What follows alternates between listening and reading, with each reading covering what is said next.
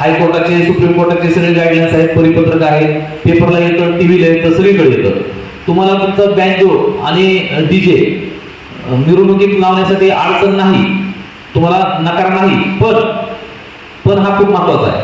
पण हायकोर्टानं जे guideline, supreme कोर्टाने जे गाईडलाईन्स दिलेल्या आहेत आवाजाच्या मर्यादेच्या, तर त्या मर्यादेचं पालन झालं पाहिजे. त्या मर्यादेचं पालन नाही झालं तर आमच्याकडे नॉईस लेवल मीटर आहे, त्या मीटरनं रिडिंग घेऊन आम्ही तुमच्यावर गुन्हा दाखल करून कायदेशीर कारवाई करणार.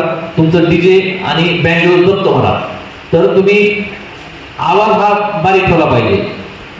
त्याचप्रमाणे बरेच आपण पाहतो, पेपरला पण तुम्ही वाचता की मोठ्या आवाजामुळे काय झालंय की हार्ट अटॅक आलेला आहे किंवा वृद्ध माणसाला त्रास झाला आहे आणि त्याच्यामध्ये त्याला जीव गमावा लागलेला आहे. तर निश्चित त्यावेळेस ना 304 म्हणजे जुनं 304 सदृश्य मनुष्यबळाचा गुन्हा आम्ही दाखल करणार आणि त्याच्यावर कायदेशीर कारवाई करणार.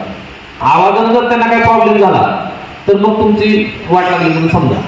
यावेळेस आमचे उपविभागीय पोलीस अधिकारी श्री सायकर साहेब आणि आमची चर्चा झालेली आहे. यावेळेस आम्ही सक्त भूमिका घेणार आहोत.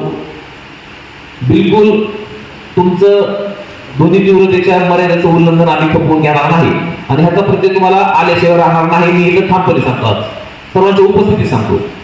आम्ही नॉईस लेवल मीटर आहे, शांत एसओपी प्रमाणे आम्ही सगळी प्रोसेस पूर्ण करणार आणि जे त्याचं उल्लंघन करणार त्याच्यावर आम्ही कारवाई करणार.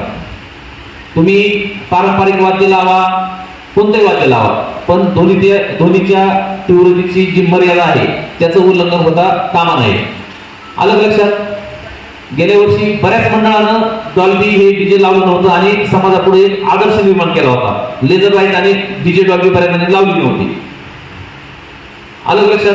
तर त्याचं उल्लंघन होता कामा नये. दुसरा महत्वाचा मुद्दा आहे